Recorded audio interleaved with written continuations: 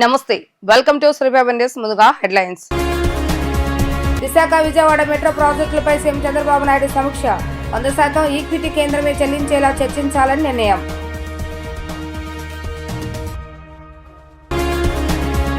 నగరంలోని దత్తపీఠాన్ని సందర్శించిన ముఖ్యమంత్రి చంద్రబాబు నాయుడు తనపై నమ్మకం పెడితే స్వర్ణాంధ్ర సాధిస్తానని వెల్లడి.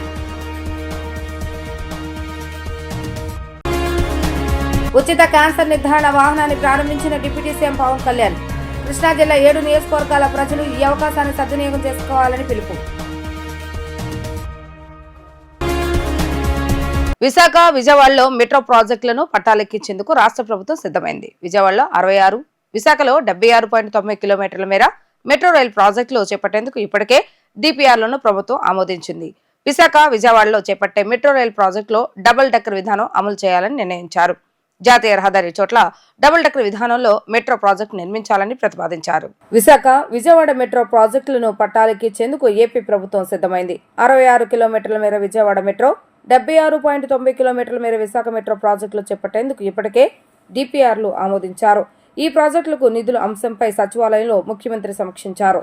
మెట్రో ఎండీ రామకృష్ణారెడ్డి ప్రజెంటేషన్ ద్వారా మెట్రో ప్రాజెక్టు స్థితిగతులను వివరించారు.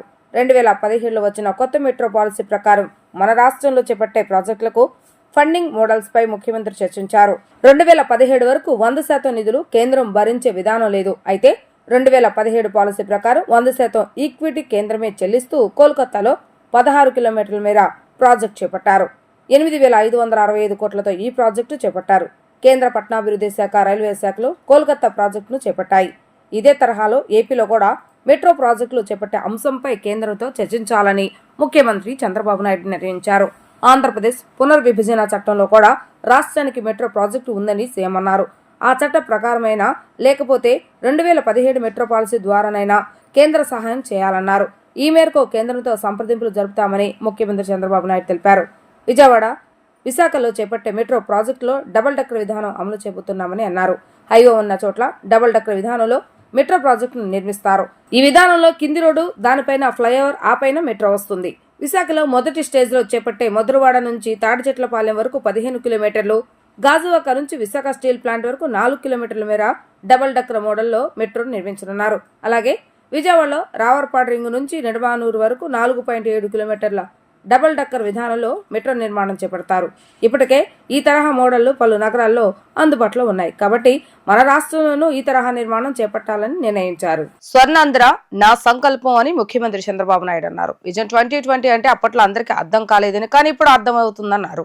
ఇప్పుడు విజన్ 2047 కోసం పనిచేస్తున్నానని ఆయన తెలిపారు. గణపతి సచ్చిదానంద స్వామీజీ చేపట్టిన ఆంధ్రప్రదేశ్ 42 ఊరుల్లో దత్తక్షేత్ర నాదయాత్ర 2025ను ముఖ్యమంత్రి ప్రారంభించారు. ఈ సందర్భంగా సీఎం చంద్రబాబు నాయుడు మాట్లాడుతూ సంపద సృష్టించిన ఆనందంగా ఉండటం ముఖ్యమని అన్నారు. ఆనందంగా ఉండాలంటే స్వామీజీల వల్ల సాధ్యమవుతుందని అన్నారు. స్వామీజీపై పెట్టిన నమ్మకంతో కొంత పాలకులైన తనపై పెడితే స్వర్ణాంధ్ర సాధిస్తామని చెప్పుకొచ్చారు. అందరూ యథార్థులని కూడా చెప్పేలా ఉండాలని, ప్రతి ఒక్కరికి స్పిరిచువాలిటీ ఉండాలని తెలిపారు. భగవంతుని ఆశీస్సులు మనకి ఉండాలని తెలిపారు. గణపతి సచ్చిదానంద ఆశీస్సులు తీసుకోవటం ఆనందంగా ఉందని అన్నారు. తాను కష్టాలు ఉన్నప్పుడు పూజ చేసి ఫలితాన్ని తన చేతికి ఇచ్చానన్నారు. మంచి కోసం స్వామీజీ పరితపిస్తారని కొనియాడారు. స్వామీజీని ఎప్పుడు కలిసినా మనశ్శాంతి దొరుకుతుందని ఆయన అన్నారు. ఈరోజు స్వామీజీని ఇక్కడ నేను దర్శనం చేసుకోవడం నా అదృష్టంగా నేను భావిస్తున్నా. ఆయన ఆశీస్సులు తీసుకున్నా. ఆయన ఎప్పుడు కూడా ఒక మంచి మనసుతో ఆశీర్వదిస్తారు. సమాజం కోసమే ఆయన పనిచేస్తున్నారు.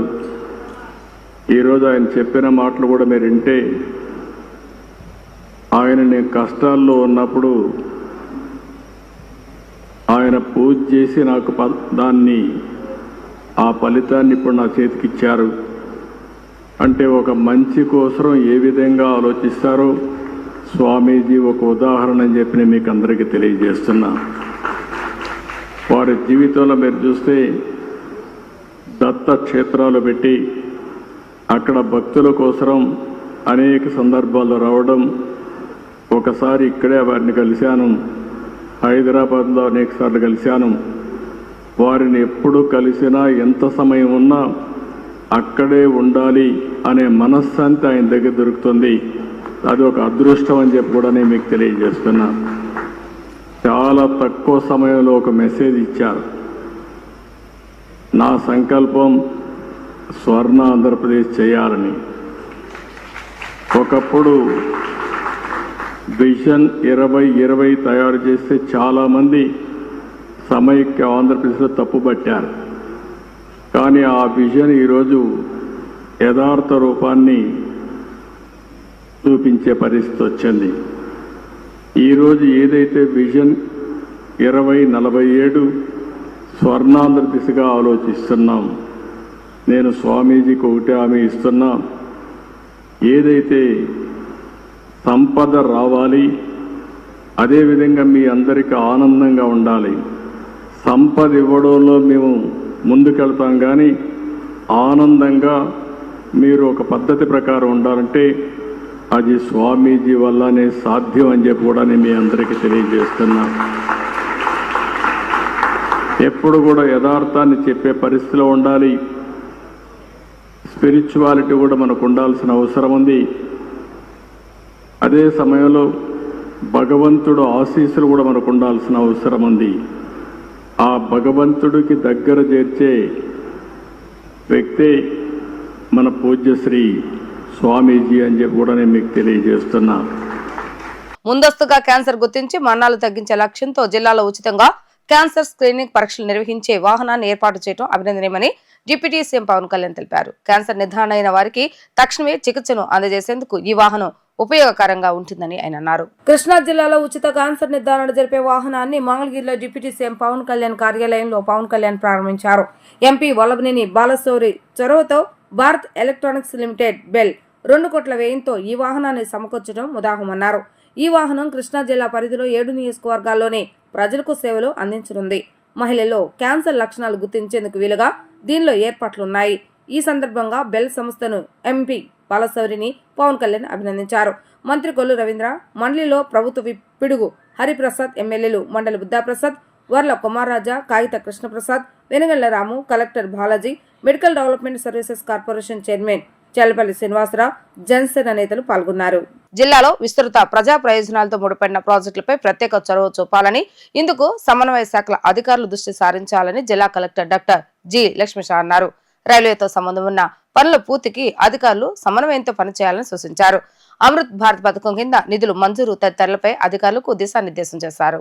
ఎన్టీఆర్ జిల్లా కలెక్టర్ లక్ష్మీషా జిల్లాలో ప్రస్తుతం జరుగుతున్న పనులు, భవిష్యత్తు ప్రాజెక్టులు, వాటిని చేపట్టే సమయంలో ఎలాంటి ఇబ్బందులు ఎదుర్కోకుండా తీసుకోవాల్సిన చర్యలపై విజయవాడ మున్సిపల్ కార్పొరేషన్, రెవెన్యూ, దక్షిణ మధ్య రైల్వే, NHAI జలవనరుల అభివృద్ధి, డ్రైన్లు, పంచాయతీరాజ్, ఇంజనీరింగ్, గ్రామీణ నీటి సరఫరా తదితర శాఖల అధికారులతో నిన్న సమావేశాన్ని నిర్వహించారు.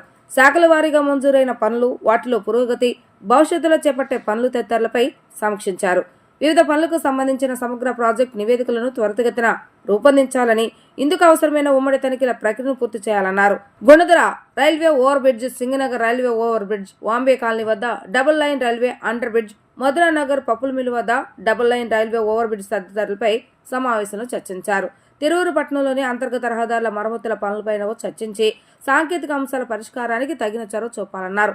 జగ్గైపేట, నందిగామ పట్టణాలకు తాగునీటి సరఫరాతో వివిధ తాగునీటి పథకాలకు సంబంధించిన మరమ్మతులపైన దృష్టి పెట్టాలని సంబంధిత అధికారులను ఆదేశించారు. అవసరమైన ప్రతిపాదనలు, DPRలు రూపొందించాలని గ్రామీణ నీటి సరఫరా అధికారులకు సూచించారు. అదేవిధంగా వెలగలేరు వద్ద head regulatory grades replacement, G Konduru Tarakarama ఎత్తిపోతల పథకానికి మోటార్లు సమకూర్చే అంశంపైన ఇరిగేషన్ అధికారులకు సూచనలు చేశారు. రెవెన్యూ సమస్యలు పరిష్కరించడంలో ప్రజల సంతృప్తి చాలా ముఖ్యమని రెవెన్యూ శాఖ మంత్రి అనగాని సత్యప్రసాద్ అన్నారు. రెవెన్యూ సదస్సులో అర్జీల పరిష్కారంపై ప్రజలు సంతృప్తిగా లేరని, ఇప్పటి వరకు పరిష్కరించిన అర్జీల్లో సగం మంది ప్రజలు అసంతృప్తిగా ఉన్నారని తెలిపారు. ప్రజల అర్జీలను పరిష్కరించడంలో మొక్కుబడిగా పనిచేయడం మానుకోవాలని అధికారులకు హితవు పలికారు. మంగళగిరి CCLA కార్యాలయంలో రెవెన్యూ శాఖ మంత్రి అనగాని సత్యప్రసాద్ అధ్యక్షతన ప్రాంతీయ రెవెన్యూ సదస్సు నిర్వహించారు. 12 జిల్లాల కలెక్టర్లు, జాయింట్ కలెక్టర్లతో మంత్రి సమావేశం అయ్యారు. సమావేశానికి ఉప సభాపతి రఘురామకృష్ణరాజు, ఎమ్మెల్యేలు Bonda Umamaheswararao, Kamineni Srinivas, Vasantha Krishnaprasad, MLC Ramaraju, revenue special chief secretary Sisodia, CCLA Jayalakshmi హాజరయ్యారు. ఈ సందర్భంగా మంత్రి అనగాని సత్యప్రసాద్ మాట్లాడుతూ రెవెన్యూ సమస్యలు పరిష్కరించడంలో ప్రజలు సంతృప్తి చాలా ముఖ్యమని అన్నారు. రెవెన్యూ సదస్సులో అర్జీల పరిష్కారంపై ప్రజలు సంతృప్తిగా లేరని, ఇప్పటి వరకు పరిష్కరించిన అర్జీల్లో సగం మంది ప్రజలు అసంతృప్తిగా ఉన్నారని తెలిపారు. ప్రజల అర్జీలను పరిష్కరించడంలో మొక్కుబడిగా పనిచేయడం మానుకోవాలని అధికారులకు హితవు పలికారు. ఇప్పటి వరకు పరిష్కరించిన అర్జీలో సగం మంది ప్రజలు అసంతృప్తిగా ఉన్నారని మరోసారి తెలిపారు. 2016లో అసెంబ్లీలో తాను ప్రస్తావించిన 22A సమస్యకే ఇంతవరకు అధికారులు పరిష్కారం చూపలేదన్నారు. ప్రజల అర్జీలను పరిష్కరించడంలో మొక్కుబడిగా పనిచేయడం మానుకోవాలని తెలిపారు. పరిష్కరించగలిగిన అర్జీలను కూడా సకాలంలో పరిష్కరించడం లేదని ఆగ్రహాన్ని వ్యక్తం చేశారు. దీనిపైన సీఎం చంద్రబాబు నాయుడు చాలా సీరియస్ గా ఉన్నారని తెలిపారు. పరిష్కరించిన అర్జీలపై ప్రజలు ఎంత మేరకు సంతృప్తిగా ఉన్నారనే విషయంపై జిల్లా స్థాయిలోనూ అర్జీదారుల నుండి ఫీడ్బ్యాక్ తీసుకోవాలని సూచించారు. స్పెషల్ చీఫ్ సెక్రటరీ సిసోడియా మాట్లాడుతూ రెవెన్యూ శాఖ పనితీరుపై అసంతృప్తి చాలా ఉందన్నారు. రెవెన్యూ శాఖకి ప్రస్తుతం సర్జరీ అవసరమని చెప్పారు. రెవెన్యూ ఉద్యోగులు థ్రెడ్మిల్ పైన పరిగెడుతున్నట్లుగా ఉంది, అక్కడే ఉంటున్నారు, గమ్యం చేరటం లేదని పేర్కొన్నారు. 2024 AP integrated clean energy policy ద్వారా 10 లక్షల కోట్ల పెట్టుబడులు, దాదాపు 7.5 లక్షల మందికి ఉపాధి అవకాశాలు కల్పించడమే లక్ష్యమని విద్యుత్ శాఖ మంత్రి గొట్టిపాటి రవికుమార్ వెల్లడించారు. తమ ప్రభుత్వం విద్యుత్ శాఖను సంస్కరించే దిశగా అడుగులు వేస్తుందని, సంక్షోభం నుంచి సంక్షేమం దిశగా పయనించేందుకు ఎన్నో కార్యక్రమాలకు నాంది పలకబోతుందని చెప్పారు. అమరావతిలోని రాష్ట్ర సచివాలయంలో ఏపీ ట్రాన్స్కో, ఏపీ జెన్కో ఆధ్వర్యంలో రూపొందించిన 2025 డైరీ క్యాలెండర్లను రాష్ట్ర ప్రభుత్వ ప్రధాన కార్యదర్శి K Vijayanand, AP Genco MD కేవీఎన్ Chakradhar బాబుతో కలిసి మంత్రి ఆవిష్కరించారు. ఈ సందర్భంగా మంత్రి మాట్లాడుతూ విజనరీ లీడర్ ముఖ్యమంత్రి నారా చంద్రబాబు నాయుడు ఆశయాలకు, ఆకాంక్షలకు అనుగుణంగా అధిక విద్యుత్ ఉత్పత్తి కోసం వినియోగదారులకు నిరంతరం నాణ్యమైన విద్యుత్ సరఫరాను అందజేసేందుకు విద్యుత్ సంస్థల అభివృద్ధికి అహర్నిశలు కృషి చేస్తున్న ఏపీ జెన్కో, ఏపీ ట్రాన్స్కో కుటుంబ సభ్యులకు నూతన సంవత్సర శుభాకాంక్షలు తెలిపారు. ఇప్పటికే కూటమి ప్రభుత్వం ఇంటిగ్రేట్ క్లీన్ ఎనర్జీ పాలసీ 2024 తీసుకుని వచ్చి దీని ద్వారా 10 లక్షల కోట్ల పెట్టుబడులు ఆకర్షించి దాదాపు 7.5 లక్షల మందికి ఉపాధి అవకాశాలు కల్పించడమే లక్ష్యంగా పనిచేస్తామని చెప్పారు. రాబోయే కాలంలో ట్రాన్స్కో 15,729 కోట్ల విలువైన ప్రాజెక్టులను అమలు చేస్తుందని, దీని ద్వారా 71 సబ్ స్టేషన్లు, 16,507 MVA ట్రాన్స్మిషన్ సామర్థ్యం, 4,696 CKM ట్రాన్స్మిషన్ లైన్స్ ను జోడిస్తుందన్నారు. బుడమేరు వరద నియంత్రణపై ముఖ్యమంత్రి చంద్రబాబు నాయుడుకు సమగ్ర నివేదిక అందించేలా ఇరిగేషన్, మున్సిపల్, రెవెన్యూ శాఖల అధికారులతో సమీక్ష చేశామని మంత్రులు నారాయణ, నిమ్మల రామానాయుడు తెలిపారు. బుడమేరు డైవర్షన్ కెనాల్ ను 37,500 క్యూసెక్కులకు పెంచేలా పెండింగ్ పనులు పూర్తి చేసేలా యాక్షన్ ప్లాన్ రూపొందించామన్నారు. వెలగలేరు రెగ్యులేటర్ నుంచి కొల్లేరు వరకు ఓల్డ్ ఛానల్ సామర్థ్యాన్ని పెంచేందుకు ప్రతిపాదనలు సిద్ధం చేయాలని అధికారులకు సూచన చేశామని అన్నారు. బుడమేరు వరద నియంత్రణపై మంత్రులు నిమ్మల రామానాయుడు, నారాయణ సమీక్ష నిర్వహించారు. భవిష్యత్తులో విజయవాడకు వరద సమస్య లేకుండా తీసుకోవాల్సిన చర్యలపై సమావేశంలో చర్చించారు. ప్రజలకు ఇబ్బంది లేకుండా వరద నియంత్రణ చర్యలు చేపట్టడంపై చర్చించారు. అలాగే బుడమేరు, కృష్ణానదికి ఒకేసారి వరద వస్తే ఏం చేయాలన్న దానిపై ప్రధానంగా సమావేశాన్ని నిర్వహించారు. ఈ సందర్భంగా మంత్రులు మాట్లాడుతూ బుడమేరు వరద వల్ల 34 వార్డులలో 5 లక్షల మంది 4 రోజుల పాటు నీళ్లలోనే ఉన్నారని అన్నారు. కనీసం రోజువారీ అవసరాలకు కూడా నీరు అందని పరిస్థితి ఏర్పడిందన్నారు. ప్రజల అవసరాలకు రోజుకు 20 నుంచి 30 లక్షల వాటర్ బాటిల్ పంపిణీ చేస్తామని తెలిపారు. వాటర్ బాటిల్ పంపిణీని కూడా వైసీపీ రాజకీయం చేస్తుందని మండిపడ్డారు. గతంలో వైసీపీ ప్రభుత్వం బుడమేరు టెండర్లు రద్దు చేయకుండా ఉంటే విజయవాడకు ఈ పరిస్థితి వచ్చేది కాదన్నారు. బుడమేరు వరదలకు వైసీపీనే కారణమని అన్నారు. జనవరి 18వ తేదీన మరోమారు ఇరిగేషన్, మున్సిపల్, రెవెన్యూ శాఖలు సమావేశమవుతాయని వారు వెల్లడించారు. రజకులకు అభివృద్ధి బాటలో పయనించేలా వారికి అండగా ఉంటానని ఎమ్మెల్యే గల్లా మాధవి, ఏపీ రజక సంక్షేమ అభివృద్ధి కార్పొరేషన్ చైర్పర్సన్ సి సావిత్రి తెలిపారు. ప్రభుత్వం అందించే అన్ని సంక్షేమ అభివృద్ధి ఫలాలు రజకులకు అందించి వారికి సమాజంలో ఒక గుర్తింపు తీసుకొస్తానని అన్నారు. గొల్లపూడి బీసీ భవన్లో ఆంధ్రప్రదేశ్ రజక సంక్షేమ అభివృద్ధి కార్పొరేషన్ డైరెక్టర్స్ ప్రమాణ స్వీకార కార్యక్రమం అట్టహాసంగా జరిగింది. కార్యక్రమానికి MLA Galla Madhavi, corporation chairperson Savitri హాజరై డైరెక్టర్లతో ప్రమాణ స్వీకారం చేయించారు. రాష్ట్రంలో అన్ని జిల్లాల నుంచి రజక సంఘాల నాయకులు పెద్ద ఎత్తున పాల్గొన్నారు. ఈ సందర్భంగా వారు మాట్లాడుతూ రజక కులాల సంక్షేమానికి, ఉపాధికి సంబంధించి ఉన్న జీవోలను ప్రభుత్వం అమలు చేసి వారిని వృత్తిపరంగా మరింత ప్రోత్సహించాలని అన్నారు. రాష్ట్రంలో ఉన్న అన్ని సంక్షేమ హాస్టల్స్ లో దుస్తులు ఉతికే పనిని రజకులకు అందించే విధంగా ప్రభుత్వం చర్యలు తీసుకోవాలని అన్నారు. దీనికోసం ఉన్న జీవోలను పటిష్టంగా అమలు చేయాలని తెలిపారు. ప్రభుత్వం అందించే అన్ని అభివృద్ధి ఫలాలు రజకులకు చేరితే ఆ జాతి అభివృద్ధి బాటలో పయనిస్తుందని అన్నారు. రజకుల స్థలాల్లో లాండ్రీ షాపులు పెట్టుకునేందుకు అవకాశం ఇవ్వాలని కోరుతున్నామని అన్నారు. ఈ మధ్య కాలంలో రాష్ట్ర కార్పొరేషన్, రజక కార్పొరేషన్ బాధ్యత తీసుకున్న తర్వాత మొదటగా ఆంధ్రప్రదేశ్లో రజక వెల్ఫేర్ కమిటీ ఏదైతే ఉందో అన్ని జిల్లాలలో మళ్ళీ పునః ప్రారంభం కావాలని, GO 6ను ఇంప్లిమెంట్ చేయాలని ప్రిన్సిపల్ సెక్రటరీ గారికి, అలాగే జిల్లా కలెక్టర్స్ గారికి మేము ఒక రిప్రజెంటేషన్ ఇచ్చాము. వారందరూ పెద్దలు సానుకూలంగా స్పందించి వాటి అమలు కోసము ప్రయత్నం చేశారు, ఇంప్లిమెంట్ చేస్తున్నారు. కొన్ని జిల్లాలలో వచ్చేసింది, మిగతా జిల్లాల్లో తొందరలో వెల్ఫేర్ కమిటీ ప్రారంభమవుతుంది. రెండవది జీవో నంబర్ 27 ఏదైతే గవర్నమెంట్ ఇన్స్టిట్యూషన్స్ ఉన్నాయో వాటన్నింటిలోన రజక సోదరులకు సోదరీమణులకు రావాల్సిన ఏదైతే ఉద్యోగాలు ఉన్నాయో అవి కేవలం రజకులకు మాత్రమే రావాలి అని మేము ఒక రిప్రజెంటేషన్ ఇచ్చాము. వాటికి కూడా ప్రభుత్వము చాలా సానుకూలంగా వ్యవహరిస్తూ జీవో 27 వీలైనంత తొందరలో ఇంప్లిమెంట్ చేయడానికి మాకు సదా మా కార్పొరేషన్ నుండి గవర్నమెంట్ కూటమి ప్రభుత్వము అండగా ఉంటుందని నమ్ముతూ, అలాగే జీవో నంబర్ 27 ఉమ్మడి ఆంధ్రప్రదేశ్లో ఉన్నప్పుడు తీసుకున్న జీవో అది. ఇప్పుడు తెలంగాణ సపరేట్ అయిన తర్వాత అక్కడ కొన్ని గవర్నమెంట్ ఇన్స్టిట్యూషన్స్ మళ్ళీ కలుపుతూ 102 జీవోని ఇంప్లిమెంట్ చేసింది 2023లో. అక్కడ కొన్ని బీసీ హాస్టల్స్ కానీ, సోషల్ వెల్ఫేర్ హాస్టల్స్ కానీ, ఎస్సీ ఎస్టీ హాస్టల్స్ కానీ, ఇంకా కొన్ని గవర్నమెంట్ ఇన్స్టిట్యూషన్స్లో ఉండే బట్టలు ఉతికే ఉద్యోగాలు కానీ, కాంట్రాక్ట్స్ కానీ కేవలం రజకులకే ఇవ్వాలని అమెండ్మెంట్ చేసింది. అదే అమెండ్మెంటు ఆంధ్రప్రదేశ్లో కూడా మేము అడుగుతున్నాము. వాటికి మన ప్రభుత్వం సానుకూలంగా స్పందిస్తే జీవో 27ను 102 జీవోకు ఇంప్లిమెంట్ చేస్తూ అమెండ్మెంట్ చేస్తూ కొత్తగా మనకు ప్రొసీడింగ్స్ ఇస్తారని ఆశిస్తున్నాము. వాటిని మేము మన బీసీ మినిస్టర్ గారికి అలాగే మన హెల్త్ మినిస్టర్ గారికి రిప్రజెంటేషన్స్ ఇవ్వడానికి రెడీగా ఉన్నాము.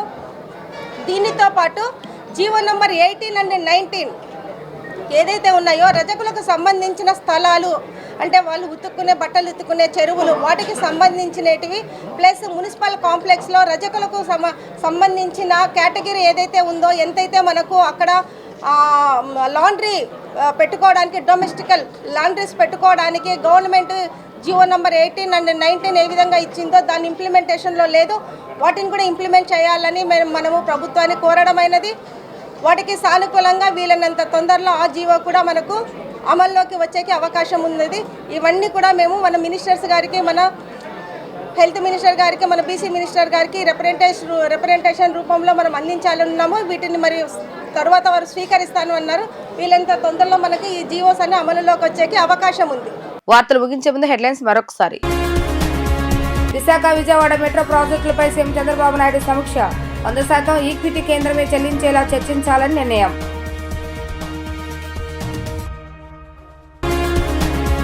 నగరంలోని దత్తపీఠాన్ని సందర్శించిన ముఖ్యమంత్రి చంద్రబాబు నాయుడు తనపై నమ్మకం పెడితే స్వర్ణాంధ్ర సాధిస్తానని వెల్లడి. ఉచిత క్యాన్సర్ నిర్ధారణ వాహనాన్ని ప్రారంభించిన డిప్యూటీ సీఎం పవన్ కళ్యాణ్. కృష్ణా జిల్లా 7 నియోజకవర్గాల ప్రజలు ఈ అవకాశాన్ని సద్వినియోగం చేసుకోవాలని పిలుపు. ఇవే రోజు వార్తా విశేషాలు. మరలా తిరిగి ప్రసారం మళ్ళీ కలుద్దాం. అందరికీ సెలవు. నమస్కారం.